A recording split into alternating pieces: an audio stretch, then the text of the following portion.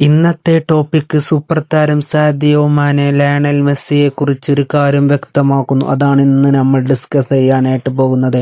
Welcome back to SSV tech blog channel. നമുക്ക് Sadio മാനെയുടെ വാക്കുകളിലേക്ക് കടക്കാം. അദ്ദേഹം വ്യക്തമാക്കുന്നത് ഇങ്ങനെയാണ്: ചാമ്പ്യൻസ് ലീഗിൽ ഞങ്ങൾ ബാഴ്സലോണയെ നേരിട്ടപ്പോൾ ലോകത്തിലെ ഏറ്റവും മികച്ച കളിക്കാരനെ നേരിടാൻ ഞാൻ ആവേശത്തിലായിരുന്നു.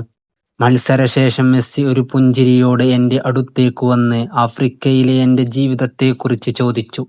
എൻ്റെ ബാല്യത്തെക്കുറിച്ചും മണൽ തെരുവുകളിൽ ഞാൻ നഗ്നപാതനായി ഫുട്ബോൾ കളിച്ചിരുന്നതിനെക്കുറിച്ചും ഞങ്ങൾ സംസാരിച്ചു. അദ്ദേഹം ബഹുമാനം നിറഞ്ഞ കണ്ണുകളോടെ എന്നെ നോക്കിപ്പറഞ്ഞു, അവിടെയുള്ള കുട്ടികളെ സഹായിക്കാൻ ഞാൻ ആഗ്രഹിക്കുന്നു. എനിക്ക് എങ്ങനെ ഒരു മാറ്റമുണ്ടാക്കാൻ കഴിയുമെന്ന് എന്നോട് നീ പറയുമോ? അദ്ദേഹത്തിൻ്റെ വിനയം എന്നെ അത്ഭുതപ്പെടുത്തി. കാരണം ഇതാണ് മെസ്സി, ഒരു ഫുട്ബോൾ ഇതിഹാസം. പക്ഷേ മറ്റുള്ളവരെ സന്തോഷിപ്പിക്കുന്നതിനെക്കുറിച്ച് അദ്ദേഹം ചിന്തിക്കുന്നു.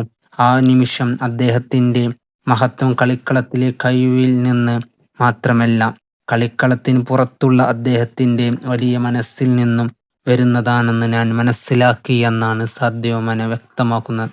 സാദിയോ മാനെയുടെ ഈ വാക്കുകൾ കേൾക്കുമ്പോൾ ലയണൽ മെസ്സി ആരാധകർക്ക് വളരെയധികം സന്തോഷം നൽകുന്നതാണ്.